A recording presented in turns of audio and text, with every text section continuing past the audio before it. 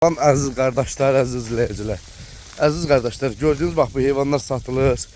490 baş heyvan. Hamısı da belə birinci, ikinci, üçüncü qarnı heyvanlardır. Heyvanların içində bir 200-250 bax belə qızıl yelin, vot doğası şişəyimiz var. Bax görürsünüz heyvanları. Əysəriyyəti qızıl yelin. İçində 15 tane doğum. Bax bu həftənin içində may ayının büyün üçüdür. Bax may ayının içində çəkiliş eləyirik. 15 tane də bir həftənin içində heyvandan doğub. Bax bunlar hamısı birinci qarındadır. Hamısı 1-2'dir. Bir qapının məhsuldu, görürsünüz heyvanlarımızı. Süperdi heyvanlardır. Heyvan yanı çıxıb satdığa. İnşallah kimler almaq istəsə zəng eləyib buyurub gəlib ala bilər. Bax bunlar hamısı bax, birinci qarındadır. Hamısı 1-2'dir.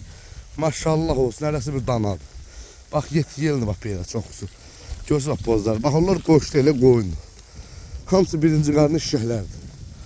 Bax qızıl yelini bax. İçində bir 200 ətində bax belə vot. Bax belə doğası heyvanımız var. Büyüyünə sabah doğası. Bax toğlunun yelini görürsünüz arkadaşlar. Bax birinci qarnadır. Bax 200-250'den bax belə qızıl yelin şişəyəm var içində. Allah kimler almaq istəsə ona xeyrin versin. Bax bu bozlar hamısı birinci yerdir. Görürsünüz bax bozlar. Allah kim alsa ona xeyrin versin. Kimler almaq istəsə zəng eləyib buyurub gəlib ala bilər. Həsəlanlı heyvanı desinlər, yəni kim almaq istəsə. Yəni həsəlanlı heyvanıdır.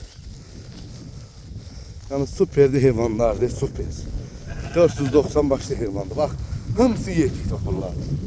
Yetik yelin, bax. Görürsünüz bozlar, bax bunlar hamısı bax qızıl yelin. Bir günə sabah doğasıdır, bax.